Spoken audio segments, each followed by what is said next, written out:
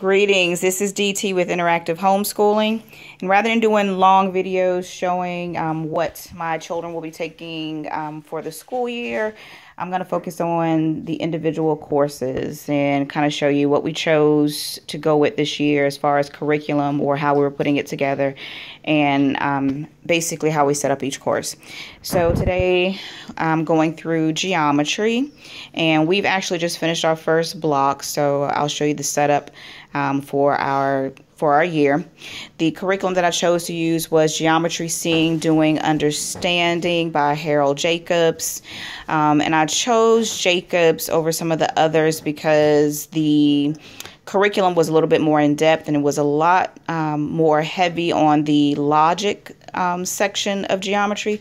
So I wanted to make sure, again, that my children were understanding that part. So that's the reason that I chose this one. So it's a little bit more of a difficult text to use, but we had some really good resources to help.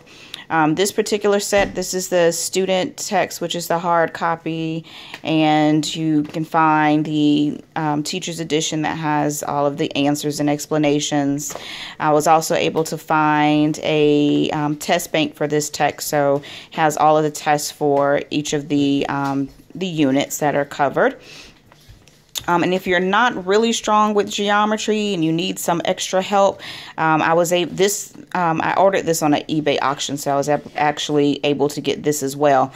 This is the Ask Dr. Callahan. These are the DVD instructional CDs, and basically they're instructions for each of the lessons, and they are specific for this particular text for the Jacobs geometry. Now, I've used it, but we don't prefer this. We actually I've set up a YouTube list of videos. So I have a geometry playlist on our YouTube channel that we actually prefer over these. But we do have these in case we need something else. If they don't understand the YouTube videos that I've chosen for each lesson, then we'll go and we can utilize these. Okay. Again, so that's the text.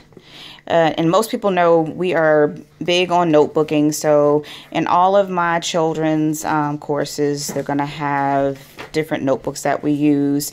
And one of the drawbacks to notebooking is that it can be time consuming, the time that you spend having to cut and fold and glue, and also the time it takes for them to fill them in. So a few of the tips that I can give you are things that I'd use to make notebooking easier is, number one, I created for all of our courses this year, I created a teacher's edition for the notebooks.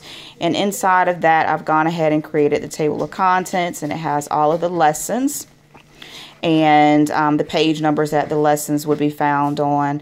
And it has all of the foldables already put together, and in this edition, it's going to have all of the answers already filled in.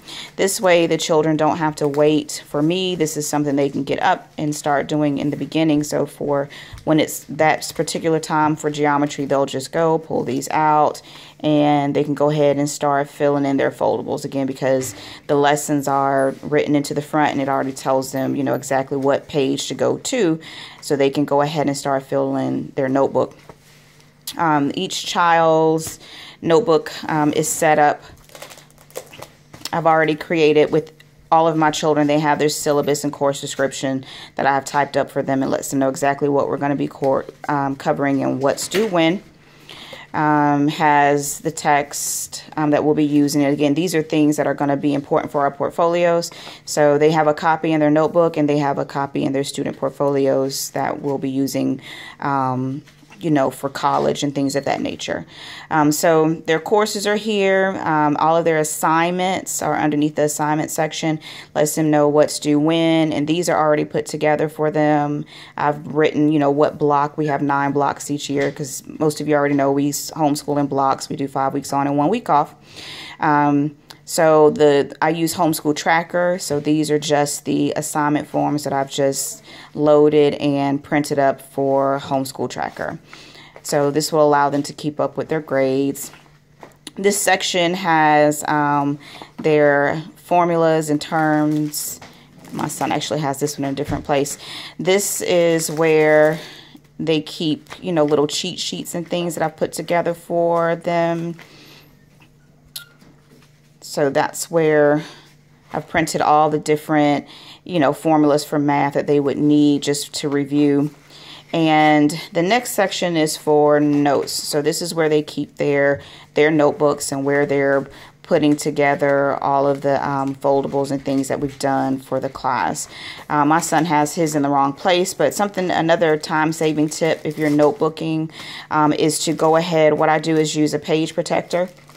And since we've just finished block 1 and we're going into block 2, what I did today was to go ahead and pre-print, cut, fold, staple all of the foldables that my son and my daughter will need for block 2. So this is for my son. And so these are the things that we'll be covering on the next block. So in theirs, you'll see it doesn't have the answers filled in, so this is what they'll be doing and filling in, and he'll add these to his notebook. Let's see if I can get this in with one hand. All right, so these are all put together for them, and that just makes it easier for us. So the next section after their notebooks is where he completes all of his classwork and assignments. They'll put those there. And the last section is for tests.